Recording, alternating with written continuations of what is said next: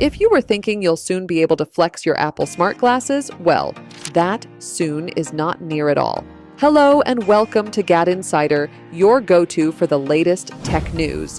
According to Bloomberg's Mark Gurman, those who were excited for Apple to finally announce its entry into the smart glasses market will have to wait a little longer. As per the Power On newsletter, Gurman reported that Apple's smart glasses, which are codenamed as N50, will now take more than a year to arrive and are now expected to launch towards the end of 2027. This latest delay pushes back the previous timeline that Gurman predicted, which was a reveal by the end of 2026 and shipments starting in early 2027. With the launch reportedly delayed to the end of 2027, it's also highly likely that we also have to wait until at least 2028 for the wearable to be available online and in stores.